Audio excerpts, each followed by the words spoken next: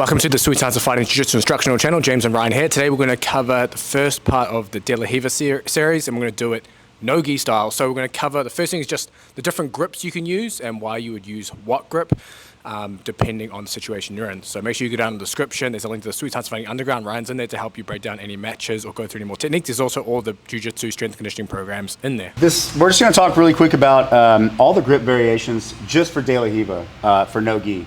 And again, this may not be all of them, but this is one of the ones I'm aware of that I've used. So the first thing is actually establishing connection. My first point of connection here is going to be with my inside arm, the one that's between his legs. I'm going to reach in and I'm going to wrist grip. Now this wrist grip does a lot of different things. It's not just for De La Riva purposes, but it is for establishing connection.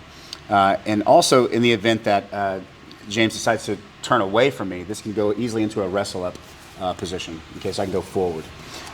So this is very good just for establishing initial connection. Usually what happens is when you establish a connection, the guy they're going to say neutral or they're going to start to come forward. But whichever way they go, I'm going to fall to my side and get my second grip.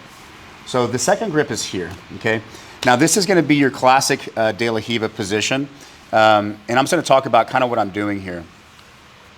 Once I establish my initial inside grip and I connect, my shoelaces are going to connect to James' hamstring, and the outside leg is going to be doing all kinds of things based on what we're actually trying to achieve. But essentially, as a default, you can just kind of put your hook in here, okay, with the other shoelaces behind the knee pit of James' knee pit. Now, what's really critical here is my hand position. My hand positions typically will grab into an Achilles, more in the Achilles region, right about where the pinky is touching the bottom of the Achilles, and I'm here. Okay, so this is going to be kind of our starting point. Your right hand, depending on what James is doing, he could be grabbing my leg, which is usually this is the usual response. Or if that's the response, I can reach up and grab a wrist. If he grabs this leg here with the other arm, I can grab the wrist here and start to play, break these grips in different directions. But this is going to be your starting point, and he'll probably have his hand on your leg. Boom. So this is what it's going to look like when you first go into it. So the reason why I want to point this out is because I just want you to notice there's 4 points of connection on my part. 1, 2, 3, 4. I have 4 points of connection. Now, just to talk about the grips real quick, meaning the grips with my left hand, okay? The left hand has many things it can do. So first one is Achilles grip with the shoelaces. The next grip is going to go into the inside position.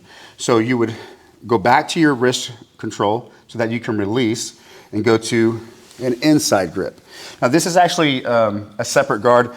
They refer to it as mantis guard. So mantis guard is something I've taught before. It's a very useful guard to play with, but essentially it's a variation of De La Riva. I've just essentially switched my grip. And this is a much tighter grip. James cannot get his leg away. It's just trapped, right? And this is very useful for no-gi because he's not going, even if they start to smash, this is not a good idea for James because it can really start to destabilize him because he can't actually free this leg. So we may get into mantis guard in another video, but this is where the hand variation would be, is here. So we went from De La Riva grip, switching to an inside grip to a mantis guard.